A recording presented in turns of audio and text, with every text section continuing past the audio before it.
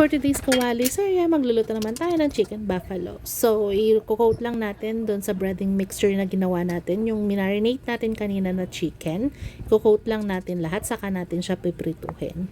Manipis na manipis lang yung coating niya para unang kagat, manok agad. So, and yan, ipiprito na natin. Sa mahinang apoy lang natin ipiprito para naman hindi mabilis masunog yung breading mixture na nilagay natin. And para naman hindi mamadali din yung pagluto niya para hanggang loob luto yung chicken natin. And eto na, unang salang natin, iahaw natin sa kahirapan para naman maisunod na natin lahat yung iba pa nating chicken.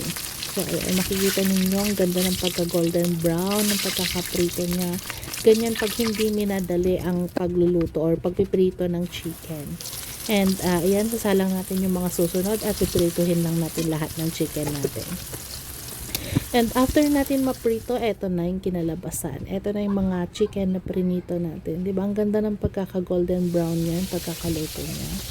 And sunod natin gagawin is yung glazing sauce natin. So may honey kami, galing pang Calayan Island.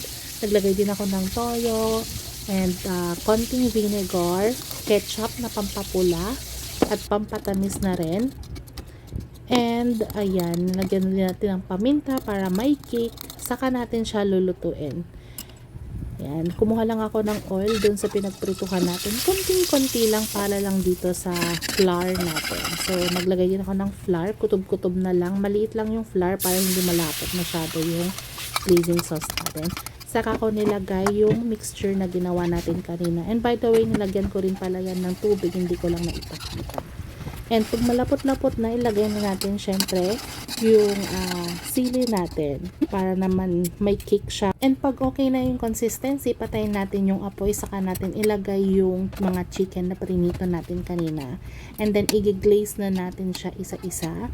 Kaya natin pinatay yung apoy para hindi magtuloy-tuloy yung pagkaluto niya at manatili yung crispiness dun sa fried chicken natin. So tapos na yung pag-glaze natin, ilalagay na natin syempre sa pinggan para hindi na natin mababad pa doon sa glazing mixture natin.